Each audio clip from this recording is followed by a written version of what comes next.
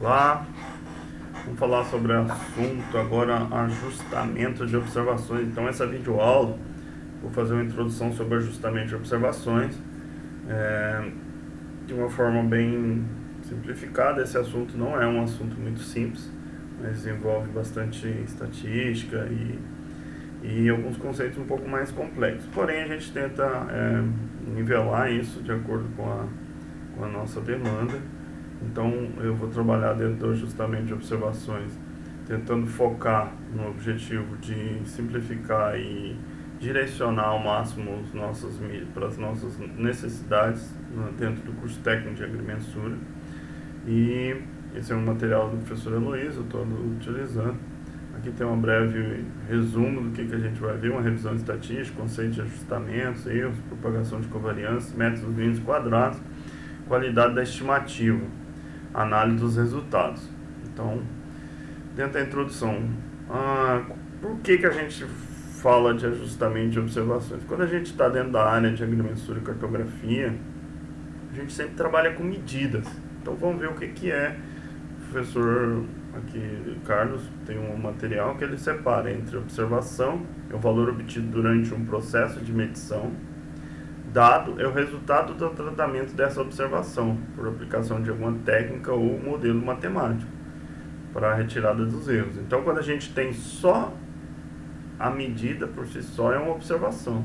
Depois que a gente faz um tratamento, ele passa a ser um dado, e o resultado desse tratamento é chamado de informação, que é modelo matemático e estatístico. Então, quando a gente chega lá no final do ajustamento, a gente vai ter uma informação que saiu de uma observação, passou a partir de um dado e virou uma informação. É importante a gente estar com esse conceito na cabeça.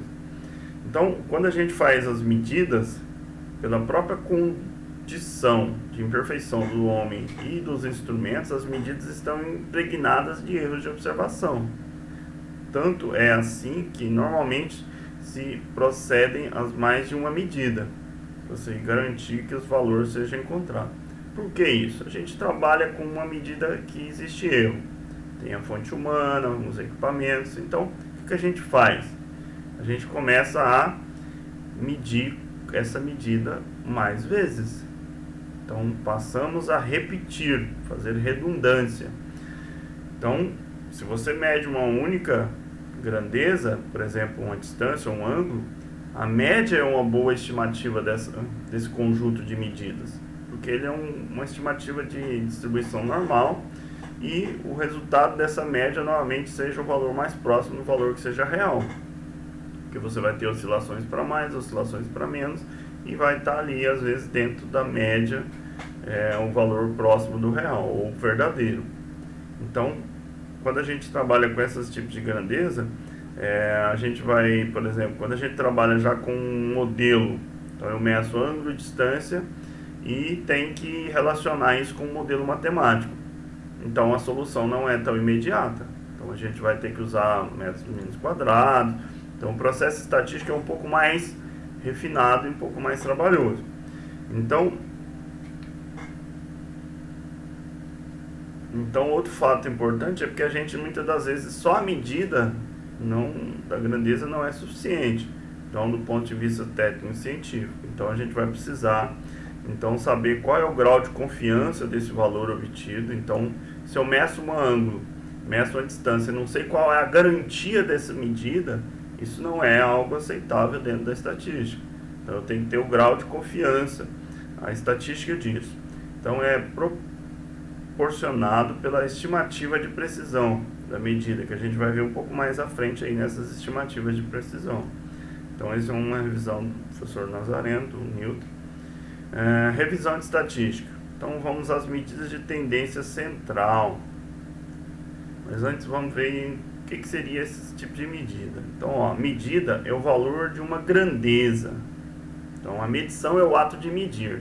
Então quando eu pego um dado aqui, uma observação, ela veio a partir de uma medida, tá? E a medição foi quando eu obtive essa observação, entendeu?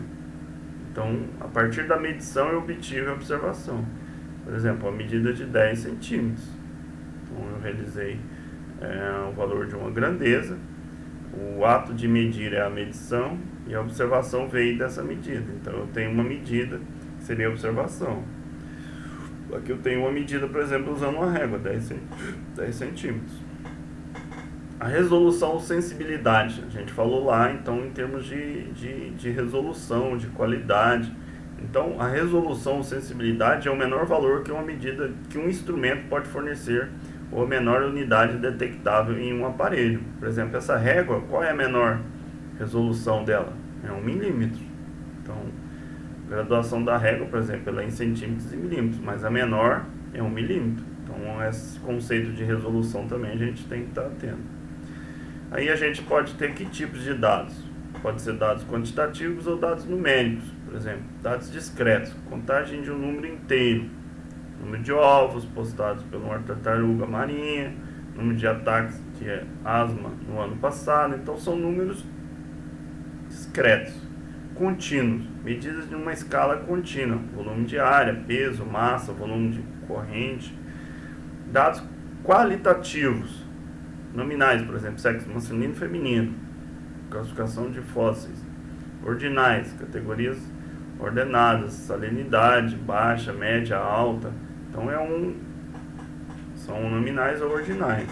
Abundância, denominante, abundante, frequente, ocasional, raro. Então são ordinais. Então esses são os tipos e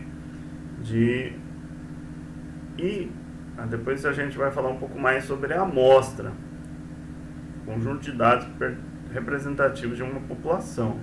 Então, quando a gente trabalha com amostra, é um conjunto de dados.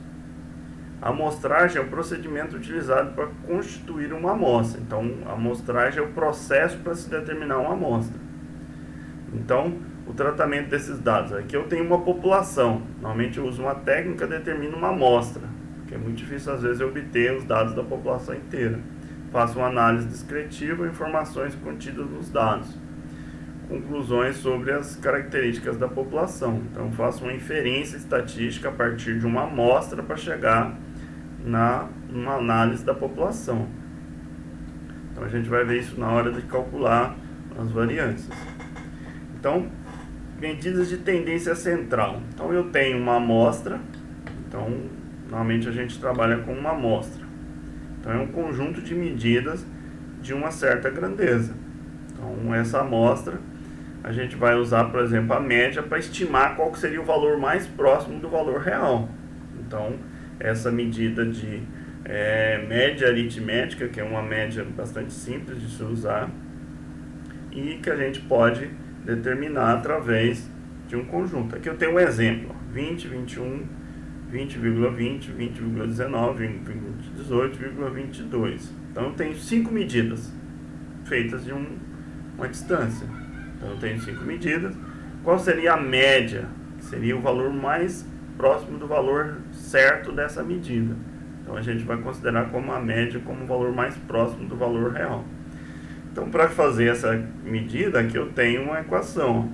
x1 mais x2 mais xn dividido por n. Então, para se calcular a média aritmética, eu somo suas medidas e divido pelo número de medidas. Aqui eu tenho a sigma, que significa soma das medidas xi, que é xi1, xi2, xi3, xi4, xi5, dividido por n. Então, n é o número de dados da amostra. Então, para chegar-se na média, soma-se os valores da amostra e divido pelo número de medidas. Então, a média é um valor calculado facilmente, depende de todas as observações. É a única em um conjunto de dados e nem sempre tem existência real. Então, ela pode não estar dentro desse conjunto aqui, ó, dessas medidas. Ela pode estar um valor calculado próximo aqui. A medida é afetada por valores extremos observados. Então, quando a gente tem um outlier, por exemplo, aqui eu medi uma medida errada, teve um 8 aqui, por exemplo. Então, vai influenciar toda a média. Então, você tem que fazer um tratamento, verificar se não tem outlier. E se caso tiver, tem que retirar esses outliers do conjunto de medidas. Pode depender de todos os valores observados. Qualquer modificação dos dados fará com que a média fique alterada. Então, qualquer influência sistemática, ou uma soma, ou uma subtração, ou uma multiplicação, vai interferir no resultado. A média vai ser somada, diminuída, multiplicada ou dividida. A soma da diferença de cada valor observado em relação à média é zero, tá? Então, a diferença entre cada valor observado em relação à média é zero, ou seja, a soma dos valores é zero. Mediana é o valor que ocupa a posição central do conjunto de dados, então é um outro estimador de tendência central, tá? Então, a mediana ocupa a posição central no conjunto de dados. Então, aqui eu tenho outro material que fala sobre a média. Então, ó, um exemplo da média. Então, eu tenho 20.4, 20.7, 20.3, 20.5, 20.35, 20.20. Somando isso, eu vou ter 20.40, tá? Então, vai ser a soma desse conjunto dividido pelo número de medidas, tá? 6 medidas. Eu vou ter a média. A mediana já é um conceito um pouco diferente. Então, a mediana eu vou pegar esses valores e ordenar do menor para o maior. 20.2, 23, 20.35, 20.40, 20.50, 27. Como esse valor aqui esse conjunto tem 6 observáveis, ele é par. Então, eu teria que pegar os dois centrais, o 20, 35, 20, 40, somar e dividir por 2 para chegar na mediana. Então, o cálculo da média é diferente da mediana. A média eu somo e divido pelo número de valores. A mediana eu ponho eles em ordem crescente e chego no valor. Então, a mediana divide-se o conjunto de dados ao meio, onde 50% dos valores se posiciona abaixo da mediana e 50% acima. Então, você vai colocar em ordem crescente. Nesse caso aqui, se a gente fosse calcular a mediana, a gente ia ter um valor direto. Por quê? Eu ia pegar o menor, que é o 18, o 19, o 20, o 21, o 22. Qual que seria a mediana? 18 e 19 são os dois menores. O 20 está no meio, então a mediana seria 20.20. Então, seria o estimador. No caso daquele outro exemplo, como ele é um valor par, então o conjunto tem um número par de medidas, então eu pego os dois centrais e divido, acho uma mediana. A moda, o valor que ocorre com maior frequência em um conjunto de dados. Pela própria definição, percebe-se a moda pode não existir, pois não existe um valor mais frequente. Nesse caso aqui, vamos analisar se existe a moda. Existe algum valor repetido? Não tem. Então é 18, 19, 20, 21 e 22. Então não existe moda nesse conjunto de medidas. Então a moda não existe. Ela pode então ser uma moda amodal. Então esse conjunto não tem moda. Unimodal, bimodal, trimodal. Então vai depender desse conjunto.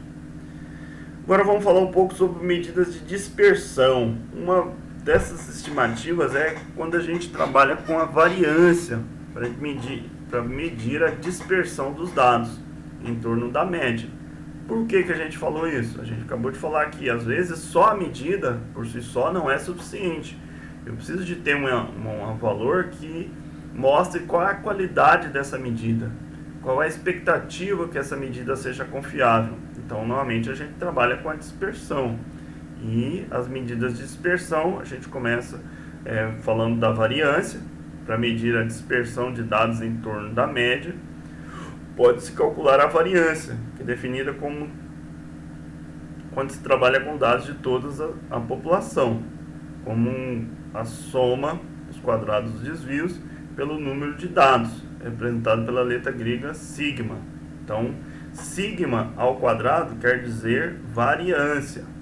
Mas aqui eu estou falando da população, mas e se não for a população? Então vamos ver aqui, tipos de variância. A gente pode trabalhar com 3 tipos de variância. Quando eu tenho uma população, eu vou trabalhar com essa equação. E aqui depois o desvio padrão.